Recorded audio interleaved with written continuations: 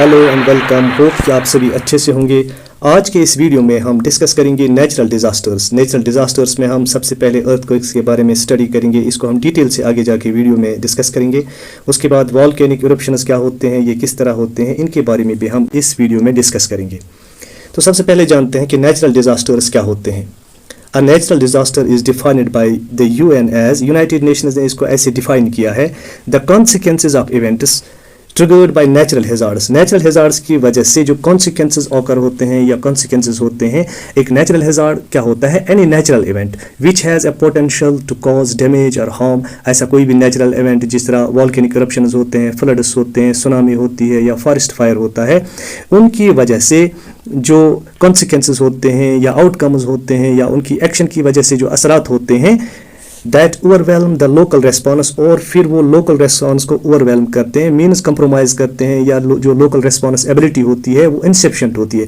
For example जो economic sector होता है या हेल्थ केयर सेक्टर होता है या इंफ्रास्ट्रक्चर या रोड्स या बिल्डिंग्स, ये सब डैमेज हो जाती हैं। ये इन कॉन्सिक्वेंसेज को या इन हैजार्ड्स को झेल नहीं पाते हैं and seriously effect the social and economic development of the region. और जिस रीजन में ये कॉन्सिक्वेंसेज होते हैं या जिस रीजन में ये नेचुरल डिजास्टर्स होते हैं और उनके कॉन्सिक्वेंस में क्या होता है कि वहाँ की इकोनॉमिक डेवलपमेंट जो है वो डैमेज हो जाती है और सोशल स्ट्रक्चर जो है वो भी दरहम बरहम हो जाता है।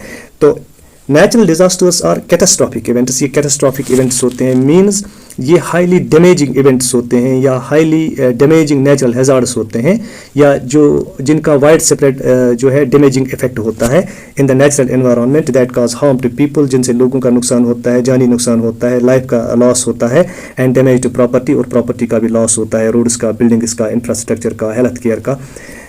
For example natural disasters like earthquakes या वॉल्केनिक इरप्शंस होते हैं, फ्लड्स होते हैं या सुनामी आती है, इस तरह फॉरेस्ट फायर्स या क्लाउड बर्स्ट, जिस तरह बादल का फट जाना, cause huge losses of life and property every year world wide. दुनिया भर में इनसे बहुत ज़्यादा नुकसान होता है, लॉस ऑफ लाइफ होता है या प्रॉपर्टी का डैमेज होता है।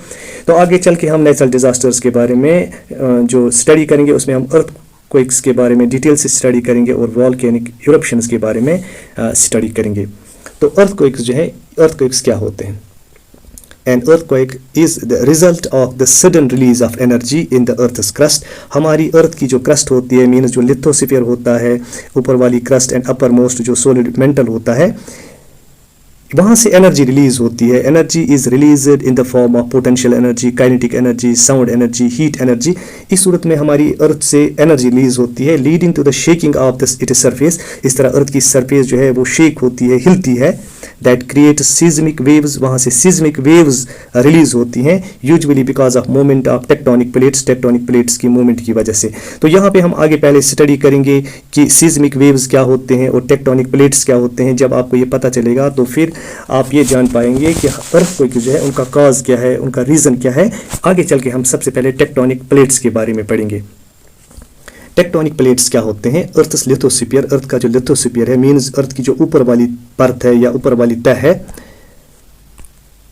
Is divided into several large and small plates. ये लार्ज पीसेस में डिवाइडेड है। लिथोस्फीयर हमारा जो है लार्ज पीसेस में डिवाइडेड है, लाइक जिस तरह जिग्सा पजल होता है, उसमें जो छोटे छोटे पीसेस होते हैं वो एक दूसरे के साथ जुड़ जाते हैं, जो कॉन्स्टेंटली मूव करते हैं। Divided into several large and small plates, जो लगभग 7 लार्ज प्लेट्स हैं। इसी तरह बाकी जो है 13 और 14 small plates that are constantly moving, जो मूव करते हैं ड्यू टू कन्वेक्शन करंट्स की वजह से। जो कन्वेक्शन करंट्स हैं, कन्वेक्शन करंट्स के बारे में भी हम आगे चल के पढ़ेंगे कि कन्वेक्शन करंट्स एक्चुअली क्या होती हैं। इन द एस्थेनोस्फीयर, जो हमारे अर्थ का लिथोस्फीयर है, इसके नीचे जो फ्लूइड या सेमी फ्लूइड स्ट्रक्चर होता है, जो हमारी अर्थ के नीचे होता है या लिथोस्फीयर के नीचे, जिसको एस्थेनोस्फीयर कहते हैं, वहाँ पे जो कन्वेक्शन करंट्स होती हैं उनकी वजह से जो हमारी अर्थ के जो डिफरेंट पार्ट्स हैं, जिनको हमने अभी पढ़ा कि कुछ बड़े पार्ट्स हैं और कुछ स्मॉल पार्ट्स हैं, जिस तरह जिग्सा पजल में वो पार्ट्स होते हैं, उनकी मूवमेंट होती है। And it has been estimated कि जो ये प्लेट्स होते हैं ये मूव करते हैं at the rate of 10 centimetres per year, 10 centimetre per year के हिसाब से ये प्लेट्स जो है इनकी मूवमेंट होती है। इनमें जो बड़े प्लेट्स हैं जैसे नॉर्थ अमेरिकन प्लेट है, इसी तरह यूरेशियन प्लेट है, इसी तरह अफ्रीकन प्लेट है, ऑस्ट्रेलियन प्लेट है, साउथ अमेरिकन प्लेट है, ये लार्ज प्लेट्स हैं। और इस तरह बहुत सारे छोटे छोटे प्लेट्स हैं जो एक दूसरे के साथ जिग्सा पजल की तरह, जिस तरह यहाँ पे भी हम इस इमेज में देख सकते हैं, एक दूसरे के साथ जुड़े हुए हैं। दीज करंट्स, जो ये कन्वेक्शन करंट्स हैं जिनको हम अभी आगे जाके स्टडी करेंगे, cause different types of stress. और इनकी वजह से, इन कन्वेक्शन करंट्स की वजह से जो हमारी लिथोस्फीयर के नीचे एस्थेनोस्फीयर में काज होती हैं, क्रिएट होती हैं, वहाँ पे ये मूवमेंट करती हैं, उनकी मूवमेंट की वजह से, कन्वेक्शन करंट्स की वजह से हमारी अर्थ के नीचे स्ट्रेस बिल्ड होता है, एक दबाव सा बिल्ड होता है इस लिथोस्फीयर में, और उसी की वजह से ये मूवमेंट होती है इन टेक्टोनिक प्लेट्स की। जो ये कन्वेक्शन करंट्स होती हैं, these the lower part of the mental heats up, जो हमारे मेंटल का, जो ये मेंटल है इसका जो लोअर पार्ट है ये हीट अप होता है, हमारी अर्थ का जो टेम्परेचर है कोर का, उसकी वजह से ये हीट अप होता है, बिकम्स लेस डेंस। और ये पिघलने की वजह से इसकी डेंसिटी, इस मेंटल में जो रॉक्स होते हैं या बाकी चीज़ें होती हैं, दे एक्चुअली ये मेल्ट हो जाती है और इनकी डेंसिटी कम हो जाती है, एंड राइज अपवर्ड्स, और ये ऊपर की तरफ राइज हो जाती हैं earth surface, and then cools down, और फिर यहाँ पे ये कूल डाउन होते हैं और फिर नीचे आ जाते हैं, becomes denser and sinks back towards the core. और इनकी डेंसिटी जब ऊपर जाके इनकी एनर्जी कम होती है, फिर ये नीचे सिंक बैक होते हैं। जिस तरह हम देखते हैं कि जब पानी उबलता है तो नीचे से पानी जो है वो ऊपर की तरफ आता है, ऊपर जब इसका टेम्परेचर डाउन होता है तो फिर यही वापस आ जाता है। इस तरह पानी ऊपर और नीचे हो जाता है। बस सेम उसी तरह यहाँ पर एस्थेनोस्फीयर में जब ये हीट जनरेट होती है और इसकी वजह से कन्वेक्शन करंट्स जो है वो डेवलप होती हैं या प्रोड्यूस होती हैं। This continuous cycle of rising up and sinking back, ये इन करंट्स का ऊपर जाना और फिर वापस नीचे आना क्रिएट्स कन्वेक्शन करंट्स। इनकी वजह से कन्वेक्शन करंट्स वजूद में आती हैं या प्रोड्यूस हो जाती हैं, और इसी की वजह से जो टेक्टोनिक प्लेट्स होते हैं उनकी मूवमेंट होती है। The regions where convection currents rise, जहाँ पे कन्वेक्शन करंट्स राइज हो जाती हैं, जहाँ पे कन्वेक्शन करंट ऊपर की तरफ जाती हैं, because of low density, because of immense heat of the earth, asthenosphere में जब ये ऊपर की तरफ चली जाती हैं, क्रिएट्स डाइवर्जेंट बाउंड्रीज। उनकी वजह से जो हमारे प्लेट्स होते हैं वो डाइवर्ज हो जाते हैं। यहाँ पे आप देख सकते हैं एक इस तरफ चला जाता है और दूसरा इस तरफ चला जाता है, ये डाइवर्ज हो जाती हैं। और फिर यहाँ पे जो divergent boundaries means the pieces of land they move apart from each other, ये एक दूसरे से दूर चले जाते हैं। डाइवर्जेंट बाउंड्रीज जो है एक्चुअली ये प्लेट्स जो मूव अपार्ट करते हैं, usually it occurs at mid ocean reaches, जो ओशन रीचेस होते हैं वहाँ पे ये ऐसा होता है कि एक प्लेट जो है वो एक तरफ चली जाती है और दूसरी प्लेट दूसरी तरफ चली जाती है। And the regions where convection current sink, जहाँ पे कन्वेक्शन करंट सिंक हो जाती हैं, वापस नीचे चली जाती हैं, क्रिएट्स कन्वर्जेंट बाउंड्रीज, वहाँ पे कन्वर्जेंट बाउंड्रीज क्रिएट होती हैं। यहाँ पे आप देख सकते हैं एक प्लेट जो है ये दूसरे प्लेट के नीचे चली जाती है।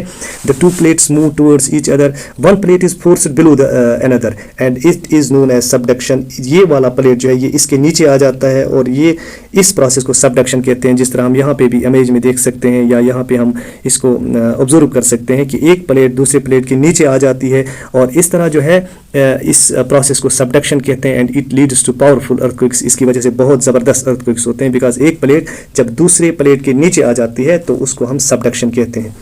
The lateral motion of convection causes plates to slide apart, जब लेटरल मोशन होता है एक यानी एक साइड में चला जाता है और दूसरे साइड में चला जाता है। जिस तरह यहाँ पे हम देख सकते हैं एक प्लेट एक साइड में और दूसरा दूसरे साइड में, और इनमें जो फ्रिक्शन प्रोड्यूस होती है इसको कहते हैं transform boundaries. The lateral motion of convection cause plates to slide past each other, ये एक दूसरे को स्लाइड करते हैं यानी रगड़ के एक दूसरे के पास से चले जाते हैं। हॉरिजेंटली क्रिएट ट्रांसफॉर्म बाउंड्रीज, और यहाँ पे ट्रांसफॉर्म बाउंड्रीज जो है वो क्रिएट होती हैं और यहाँ पे भी जो एनर्जी निकलती है उसकी वजह से अर्थक्वेक्स होते हैं। व्हेन अर्थक्वेक्स क्वेक ऑकर्स, जब अर्थक्वेक होता है बिकॉज ऑफ कन्वर्जेंट बाउंड्रीज और डाइवर्जेंट बाउंड्रीज, इनकी वजह से जब अर्थक्वेक्स होते हैं इट जनरेट सीज्मिक वेव्स, इनकी वजह से सीज्मिक वेव्स जनरेट होती हैं। सीज्मिक वेव्स जो है वो ज़मीन के अंदर भी जनरेट होती हैं और बाहर भी जनरेट होती हैं। These are of two types, ये दो टाइप्स की होती हैं जो वहाँ से वेव्स निकलती हैं जो फिर एनर्जी प्रोड्यूस करते हैं या क्रिएट करते हैं या काज करते हैं। पोटेंशियल एनर्जी, काइनेटिक एनर्जी या साउंड एनर्जी या हीट एनर्जी वहाँ से प्रोड्यूस होती है। एक वेव जो है जो सेस्मिक वेव है that is known as body wave. Body waves these travel through the interior of the earth, ये ज़मीन के अंदर चलती हैं ये ऐसी वेव्स। इनमें ये दो टाइप्स के हैं। एक these travel through the interior of the earth, एक पी वेव्स होती हैं, these are known as primary waves. These waves compress and expand in the direction of travel, जिस डायरेक्शन में ये ट्रैवल करते हैं ये कंप्रेस, इनका कंप्रेशन भी होता है इन वेव्स का, और फिर ये लैग्स भी होते हैं। फॉर एग्जाम्पल जिस तरह हमारे पास एक स्प्रिंग होती है एक पेन की, जब हम उसको खींचते हैं और फिर को छोड़ते हैं, वहाँ पे भी ऐसे ही कंप्रेशन होता है और एक्सपेंशन होता है in the direction of the travel. या जिस तरह जो अर्थ वर्म्स होते हैं जब वो चलते हैं तो वहाँ पे भी हम इसको समझ सकते हैं, अर्थ वर्म जो चलता है वहाँ पे भी इसी तरह का कंप्रेशन और एक्सपेंशन होता है। और ऐसी वेव्स, ऐसी बॉडी वेव्स जो हमारी लिथोस्फीयर के नीचे जनरेट होती हैं उनको पी वेव्स कहा जाता है। और फिर इसी तरह दूसरा जो है उनको एस वेव्स कहते हैं या सेकेंडरी वेव्स कहते हैं या इनको शेयर वेव्स भी कहते हैं। These move actually perpendicular to their path, ये अपने पाथ के परपेंडिकुलर प्रोपिगेट करती हैं या चलती हैं। एंड एक बात यहाँ पे आप जहन में रखेंगे पी वेव्स के बारे में, जो इम्पोर्टेंट बात है, that they travel through solid, liquid as well as gaseous medium. ये वेव्स जो होती हैं पी वेव्स, ये सॉलिड, लिक्विड और गैसियस मीडियम में प्रोपिगेट करती हैं या चलती हैं। और जो सेकेंडरी वेव्स होती हैं, they move perpendicular to their path and move slower than P waves and they can travel through solids only. ठीक है, फॉर एग्जांपल जो स्टोन्स होते हैं या वगैरह जो सॉलिड पोर्शन होता है हमारी अर्थ का, ये वहाँ से प्रोपिगेट होती हैं। These move perpendicular to their path. और इनकी एग्जांपल हम ऐसे, या इनको हम इस तरह समझ सकते हैं जिस तरह हम पानी में जब एक स्टोन मारते हैं या कंकर या पत्थर मारते हैं, वहाँ पे जो लहरें उठती हैं वो इसी तरह प्रोपिगेट करती हैं, चलती हैं, जिस तरह एस वेव्स ट्रैवल करती हैं या प्रोपिगेट करती हैं। और इसके बाद दूसरी टाइप्स की वेव्स जो हैं जिनको सरफेस वेव्स कहते हैं। These travel along the surface of the earth and rise after body waves. जब बॉडी वेव्स पहले जनरेट होती हैं उसके बाद जो है सरफेस वेव्स जनरेट होती हैं। Surface waves they travel along the surface of the earth and are responsible for the most of the damage, जो ज़्यादातर डैमेज हमारी अर्थ पे होता है इंफ्रास्ट्रक्चर का, बिल्डिंग्स का। तो पहले जो है these actually are caused after body waves, पहले बॉडी वेव्स जनरेट होती हैं और उसके बाद हमारी अर्थ की जो अर्थ पे जो सरफेस वेव्स जनरेट होती हैं वो उसके बाद जनरेट होती हैं। और ये सरफेस वेव्स जो है ये भी दो टाइप्स के हैं। एक को लव वेव्स कहा जाता है, they cause horizontal shearing of the surface of the earth, means back forth motion. ये बैक एंड फोर्थ मोशन इनमें होता है, जिस तरह अभी हमने देखा पी वेव्स में, इसी तरह इनमें भी बैक फोर्थ मोशन होता है। और जो ये लव वेव्स जिनको हम कहते हैं, ये actually they cause horizontal shearing of ground with no vertical motion, इनमें वर्टिकल मोशन नहीं होता है, विथ नो वर्टिकल मोशन। और उसके बाद हम पढ़ेंगे जो दूसरा इसका टाइप है, that is Rayleigh waves. Rayleigh waves जो है ये भी सरफेस वेव्स ही होती हैं। These waves cause rolling motion, इनमें रोलिंग मोशन होता है, जैसे कि आप ऑब्जर्व कर सकते हैं। They cause both vertical and horizontal ground motion, like जो जिस तरह ओशन वेव्स होती हैं, इसी तरह ये भी रोलिंग मोशन क्रिएट करते हैं। And they cause severe damage, means both horizontal and vertical motion इनमें होता है इन वेव्स में, लेकिन ये भी सरफेस वेव्स में आते हैं। और इनकी वजह से इंफ्रास्ट्रक्चर का, रोड्स का, बिल्डिंग्स का बहुत ज़्यादा नुकसान होता है। और उसके बाद the origin point of the earthquake where energy is released is called hypocenter or focus। वो part of earth, वो part of lithosphere जहाँ पे earthquake की वजह से या जो ये plates होते हैं उनकी friction की वजह से या उनकी movement की वजह से जो energy release होती है, जहाँ से ये energy release होती है उसको hypocenter कहते हैं। मीन्स जहाँ से earthquake generate होता है, जहाँ से energy release होती है, जहाँ पे ये earthquake होता है उसको हम एपिसेंटर या hypocenter या focus कहते हैं। तो ये फोकस है या हाइपोसेंटर है। And the area directly above the hypocentre on the surface of the earth that is called epicentre. इसके ऊपर जहाँ पे जलजला जो या भूकंप जो है, इसके झटके जहाँ पे सबसे ज़्यादा महसूस होते हैं उसके बिल्कुल परपेंडिकुलर ऊपर, उसको एपिसेंटर कहते हैं। The scientific study of earthquakes and seismic waves is known as seismology. जो साइंटिफिक स्टडी, इसकी स्टडी मीन्स कि ये किस डेप्थ में हुआ, इसका एपिसेंटर कहाँ है, इसका मैग्नीट्यूड कितना है, तो इसको जो स्टडी करते हैं, इसके बारे में जो जानकारी हासिल करते हैं, that is known as seismology. And monitoring these waves helps seismologist. Seismologist वो लोग होते हैं या वो साइंटिस्ट्स होते हैं जो इन अर्थक्वेक्स को स्टडी करते हैं, इनके डैमेज को, इनके बारे में एपिसेंटर को, इनके काज को, इनके रीजन को जो स्टडी करते हैं उनको सिस्मोलॉजिस्ट्स कहते हैं। Monitoring these waves help seismologists understand and locate earthquakes. जो ये वेव्स होती हैं या बॉडी वेव्स या सरफेस वेव्स होती है उनको मॉनिटर करके सिस्मोलॉजिस्ट जो है वो अंडरस्टैंड करते हैं, एस्टिमेट करते हैं कि अर्थक्वेक की लोकेशन कहाँ है, ये कहाँ पे हुआ है, इसका एपिसेंटर कौन सा है। या इसका मरकज़ कौन सा है, और इसका जो इफेक्टेड एरिया है, जहाँ जहाँ तक ये डैमेज कर सकता है, वो एरिया कौन सा है, इसके बारे में ये स्टडी करते हैं। The instrument use to record earthquakes is called seismograph. वो इंस्ट्रूमेंट जिससे अर्थक्वेक को रिकॉर्ड किया जाता है, that is that detects and measures the seismic waves, जो सिज्मिक वेव्स को डिटेक्ट करता है, उनको मेजर करता है, उसको हम सिज्मोग्राफ कहते हैं। और जो ये पूरा इंस्ट्रूमेंट होता है उसको सिज्मोमीटर कहते हैं। And the recordings produced by seismograph, जो रिकॉर्डिंग्स वहाँ से प्रोड्यूस होती है, मीन्स जो विजुअल आउटपुट यहाँ से निकलता है इस सिज्मोग्राफ पे या इस सिज्मोमीटर पे, दैट इज़ कॉल्ड सिज्मोग्राम। इसको सिज्मोग्राम कहा जाता है। सिज्मोग्राम तब डेवलप होता है जब हमारी अर्थ जो है वो मूवमेंट करती है, और उस मूवमेंट की वजह से यहाँ पे जो ग्राफ बनता है उस ग्राफ को हम सिज्मोग्राम कहते हैं। और उसके बाद रिक्टर स्केल क्या होता है? It is a logarithmic scale. ये एक स्केल होती है use to quantify the magnitude of earthquake. इससे अर्थक्वेक का मैग्नीट्यूड मापा जाता है या डिटेक्ट किया जाता है या मेजर किया जाता है। Actually, it is the amount of energy which is released in the form of kinetic energy, mechanical energy, heat energy। वही अर्थक्वेक का मैग्नीट्यूड होता है कि किस अमाउंट में वहाँ से एनर्जी रिलीज होती है, मैकेनिकल एनर्जी कितनी होती है, हीट एनर्जी कितनी होती है, काइनेटिक एनर्जी कितनी होती है। Reflecting the energy release during the seismic event, जो सिज्मिक वेव्स वहाँ से हमारी अर्थ की बॉडी से जनरेट होती है, वहाँ से कितनी एनर्जी रिलीज हुई, उसी को मेजर करने के लिए जो स्केल यूज़ की जाती है उसको रिक्टर स्केल कहा जाता है। फॉर एग्जाम्पल, अगर रिक्टर स्केल पे अर्थक्वेक का मैग्नीट्यूड 5 है और दूसरा कोई अर्थक्वेक है उसका मैग्नीट्यूड 6 है, तो मीन्स इसका एम्पलीट्यूड जो है 6 रिक्टर स्केल पे जो मेजर किया गया वो 10 टाइम्स मोर एम्पलीट्यूड है उसका इस 5 वाले से। या इसमें जो एनर्जी निकलती है, जो 5 रिक्टर स्केल का अर्थक्वेक है और 6 रिक्टर स्केल का अर्थक्वेक है, इसमें जो एनर्जी का फ़र्क है that is 32 times more than this. यानी 5 रिक्टर स्केल का जो वहाँ से जो एनर्जी रिलीज होती है, जबकि जो 6 रिक्टर स्केल वाले अर्थक्वेक से एनर्जी रिलीज होती है that is 32 times more than this. और इस तरह अगर 7 रिक्टर स्केल पे कोई रिकॉर्ड किया जाए, वहाँ पे इससे ज़्यादा 32 टाइम्स मोर एनर्जी रिलीज होती है। और इसी तरह जो वॉल्केनिक इरप्शंस क्या होते हैं? वॉल्केनिक इरप्शंस, इनका नेचर, इनका काज और इनके टाइप्स को हम यहाँ पे स्टडी करेंगे। वॉल्केनोज क्या होते हैं? ज्वालामुखी जिनको हम कहते हैं, these are ruptures in the earth crust. हमारी अर्थ की क्रस्ट में कुछ रप्चर्स होते हैं, कुछ गैप्स होते हैं, that allow the eruption of hot gases. हमारी ज़मीन के अंदर जो हमारी अर्थ का क्रस्ट होता है, इसके नीचे जो गैसेज होते हैं या मोल्टन लावा होता है, हमारी अर्थ में जो बहुत ज़्यादा कोर का टेम्परेचर होता है, उसकी वजह से जो वहाँ पे पत्थर होते हैं, वहाँ पे जो चट्टानें होती हैं, वहाँ वो जो है वो पिघल जाती हैं और वहाँ पे उसको लावा कहते हैं। And rock fragments by exposing them to magma, exposing the magma inside. और ये इनसाइड का मैग्मा जो है ये बाहर आ जाता है।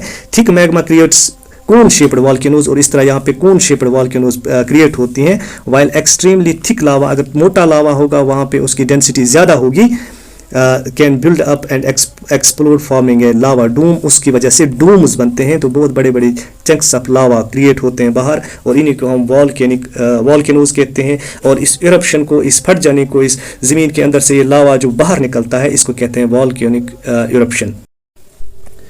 मैग्मा क्या होता है? Magma deep within the earth, हमारी ज़मीन के नीचे rock slowly melt to form magma. Heat की वजह से हमारी अर्थ के कोर में जो इमेंस हीट होती है, उसकी वजह से जो रॉक्स होते हैं या स्टोन्स होते हैं बड़े बड़े, वो मेल्ट हो जाते हैं, पिघल जाते हैं हीट की वजह से। A thick flowing substance is formed that is known as magma. इसको लावा कहते हैं। A magma is lighter than the surrounding rocks. ये लाइटर होता है बिकॉज जब ये हीट की वजह से पिघल जाता है, इसकी डेंसिटी कम हो जाती है, इट राइजेज, ये ऊपर की तरफ आ जाता है, कलेक्टिंग इन मैग्मा चैम्बर्स। वहाँ पे जो गैप्स होती हैं, चैम्बर्स होती है, वहाँ पे ये जमा हो जाता है बीनीथ द अर्थ सरफेस। अर्थ की सरफेस के नीचे, हमारी लिथोस्फीयर के नीचे ये वहाँ पे जमा हो जाते हैं चैम्बर्स में।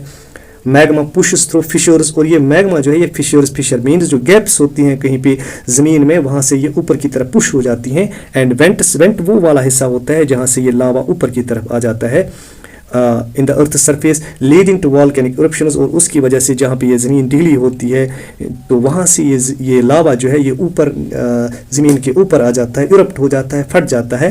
The erupted magma is known as lava. जब ये बाहर आ जाता है उस सूरत में इसको लावा कहते हैं। और लावा जो है ये मोल्टन फॉर्म में होता है, सेमी लिक्विड फॉर्म में होता है, और बहुत ही ज़्यादा हॉट होता है, इसमें बहुत ज़्यादा एनर्जी होती है, गर्मी होती है, और ये फिर बाहर आ जाता है, जिसको हम लावा कहते हैं।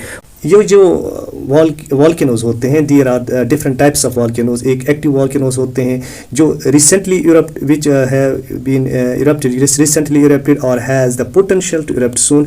ऐसे वॉल्केनोज जिनमें पोटेंशियल होता है कि वो जल्दी या कभी अभी भी इनकी प्रिडिक्शन तो नहीं कर सकते, but these are expected to erupt soon in future. तो उनको हम एक्टिव वॉल्केनोज कहते हैं। एक्टिव वॉल्केनोज में जैसे माउंट एंटा जो इटली में है एक एक्टिव वॉल्केनो है, इसी तरह किलाविया जो है एक यूएसए में एक एक्टिव वॉल्केनो है, और इस तरह दूसरे डॉर्मेंट वॉल्केनोज होते हैं, has not erupted for a long time, जो बहुत देर से बहुत समय से कभी नहीं फटी है, but there is a possibility of future eruptions. वहाँ पे पॉसिबिलिटी है कि ये फ्यूचर में कहीं पे एक्सप्लोड हो सकती है या फट सकती है। तो इनको हम डॉर्मेंट, या जैसे डॉर्मेंट का मतलब जो थोड़ी सोई हुई हो, जैसे माउंट फ्यूजी है जो जापान में है, it has been calculated that 1977 में या 1708 में ये इरप्ट हुई थी और उसके बाद ये डॉर्मेंट है। इसी तरह माउंट हुड है जो यूएसए में है, इसी तरह और एक है माउंट रेनियर जो यूएसए में है या वाशिंगटन में, वहीं पे कहीं पे ये एक वॉल्केनो है जो डॉर्मेंट वॉल्केनो है। इसी तरह एक्सटिंक्ट वॉल्केनोज होते हैं, erupted thousands years ago with no possibility of future eruptions. कुछ ऐसी वॉल्केनोज हैं जिनको ऑब्जर्व किया गया है कि बहुत सालों पहले कभी इरप्ट हुई थी और अब वहाँ पे इरप्शन के कोई चांसेस नहीं है। इनको हम एक्सटिंक्ट वॉल्केनोज कहते हैं, जैसे बेन नेविस है जो स्कॉटलैंड में है, इसी तरह कोहाला है एक माउंट कोहाला, या माउंट वहाँ पे नहीं है बट दैट इज़ कोहाला जो है उसको कोहाला कहा जाता है, जो यूएस में देखी गई है। और इसी तरह यहाँ पे हम अर्थक्वेक्स के कुछ और टाइप्स देखेंगे। सबसे मेजर टाइप जो है वो हमने पहले ही स्टडी की, जिसको हम टेक्टोनिक प्लेट्स की वजह से जो मूवमेंट्स हमारे अर्थ में होते हैं वो सबसे मेन टाइप है अर्थक्वेक्स का। उसके बाद इंड्यूस्ड अर्थक्वेक्स होते हैं, caused by human activities such as tunnel construction, कहीं पे टनल बनाई जाती है और फिर वो उसकी सबडक्शन की वजह से या धंस जाने की वजह से कहीं पे जो छोटे छोटे जलजले आते हैं उनको इंड्यूस्ड अर्थक्वेक्स कहते हैं। या कहीं पे न्यूक्लियर जो टेस्ट्स किए जाते हैं उनकी वजह से भी कभी अर्थक्वेक्स जो हैं वो फील किए जाते हैं। इसी तरह रिजर्वायर फिलिंग की वजह से, and geothermal and fracking projects जो होते हैं, जियोथर्मल प्रोजेक्ट्स होते हैं जहाँ पे ज़मीन के अंदर खोदा जाता है और वहाँ की वजह, वहाँ पे भी ज़मीन धंसने की वजह से या गैस निकलने की वजह से किसी उस एरिया में जो है जलजले के झटके महसूस किए जाते हैं, and these are known as induced because ये ह्यूमन एक्टिविटीज़ की वजह से होते हैं। इसी तरह कोलैप्स अर्थक्वेक्स ऐसे होते हैं ट्रिगर्ड बाय फिनोमेना लाइक केव इन्स। कुछ ज़मीन पे कहीं पे ऐसी ज़मीन होती है वहाँ पे कुछ केव्स होती हैं, घारें जैसी होती हैं, कॉमन इन क्रस्ट एरिया और नियर माइनिंग फैसिलिटीज़, जहाँ पे माइनिंग होती है, कोल माइनिंग होती है और किसी चीज़ की माइनिंग होती है, और वहाँ पे जो ज़मीन धंस जाती है उसकी सबसिडेंस की वजह से जो वहाँ पे ज़मीन धंस जाती है और उस एरिया में जो हलचल महसूस होती है उनको हम कोलैप्स अर्थक्वेक्स कहते हैं। इस तरह आज का ये वीडियो ख़त्म हुआ। होप कि आप को ये पसंद आया होगा। वीडियो को लाइक करें, शेयर करें और चैनल को सब्सक्राइब करें, इससे हमें मोटिवेशन मिलती है। Thank you for watching and stay blessed.